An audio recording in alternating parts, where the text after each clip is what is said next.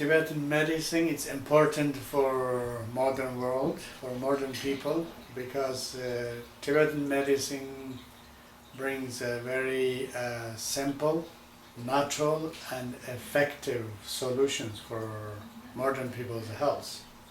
I think Tibetan medicine gives a great solution through the good diet, changing the lifestyle, and giving herbal medicines, herbal or mineral medicines, and also offering many different kind of external therapies and some aspect of the spiritual healing, like meditation, mantra recitation, yogic exercises, and so on.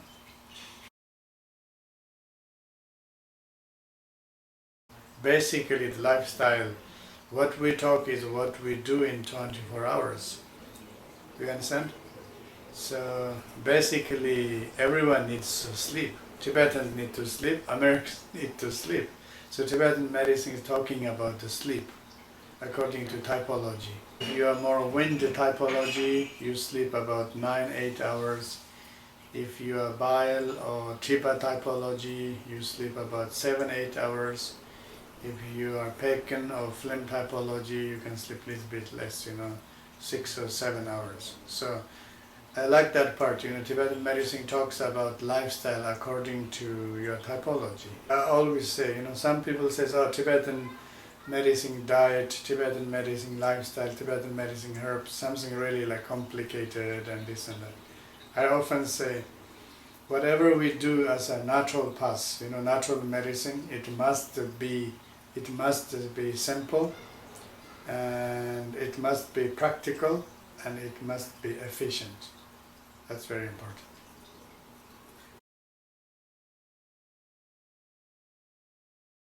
The cosmology of Tibetan medicine and the way that we look at the world is a little more, well, it definitely is more encompassing of the human condition and our relationship to each other. It's not about silver bullets and fixing or changing or perfecting any situation. And I think that maybe one of the more valuable things for me is getting a perspective again that the simple things can make an incredible difference in people's lives. Changing diet a little bit, changing lifestyle a little bit, getting a little more sleep, just taking a couple hours out a week to take care of yourself and augment that with herbs and things, natural substances that can enhance our life. So just take a nap, get a massage, see a Tibetan medicine practitioner, get some herbs, and I think it can make a big difference. Well, there are several external therapies in Tibetan medicine, some similar to other traditional medicines like acupuncture, massage, etc. And there are some that stand out that make Tibetan medicine a little bit unique. There are a couple like stick therapy, which is various types of ends that belong to a stick that's used as sort of a tapping motion. It's a little bit like acupressure, but there's tapotment, so you're using this kind of an action to send a message to the body to help relax the nervous system, among other things.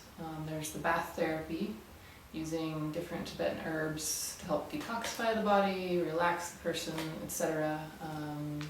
Kunye, the massage in Tibetan medicine, using herbs also, sesame oil, those types of things. Personally, I use moxa, probably the most. That's similar as in Chinese medicine too, except that the herbs in the actual moxa stick, it's a stick like this that you light the end, it gets very hot, and you bring it close to the different pressure points of the body. So the herbs in the moxa stick are specific to Tibetan medicine, and it's sort of like incense. It smells very nice, so that's part of the treatment itself. Is it helps relax the spirit of the person while you're doing the different points on the body. The other one that I love to use, especially in San Francisco where I practice, because the weather never gets very hot or very cold, and there's a lot of wind, so I see a lot of sort of pathology in people that's resultant from this kind of weather that we have here. So it's good to warm up the body a little bit, and horme is specific to Tibetan medicine, and it's herbs in a little sort of satchel that you tie together and warm up with hot oil, and then you can use those on the different points of the body too.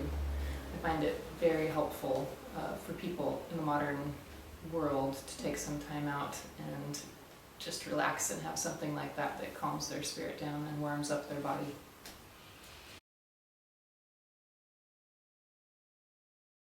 The Yutok Nyingtik is a whole set of spiritual practices that were created by this great Tibetan master, Yutok Yonten Gongpo, and he was also the father of Tibetan medicine.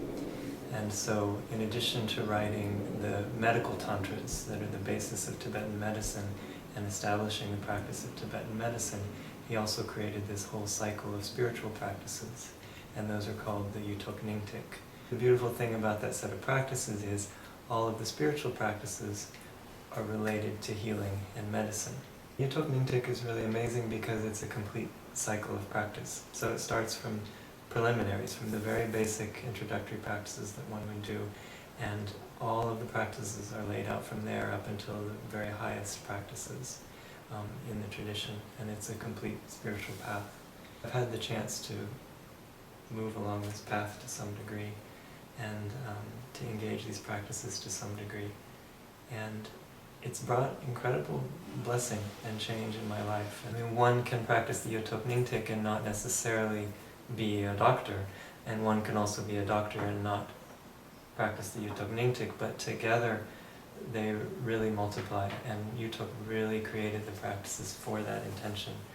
Well, the Yutok Nyingtik, when somebody's doing those practices, there are specific prayers and mantras and aspirations that are made to cultivate and develop and increase your healing abilities and your intuition and your effectiveness as a healer. Not only has the practice of Yutok Nyingtik taken me along the path and transformed my life and benefited me in so many ways, spiritually and in my own mind and body, but it certainly has transformed the way I work with others.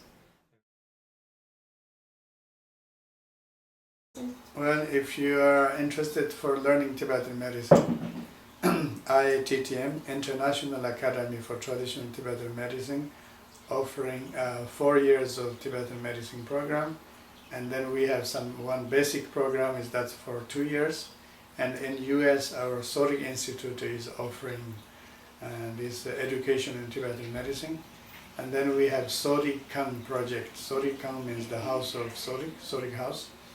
And so we are setting up different branches, and the Sorig Kam will offer more treatment for the public, especially in the West. Thank you. Touch the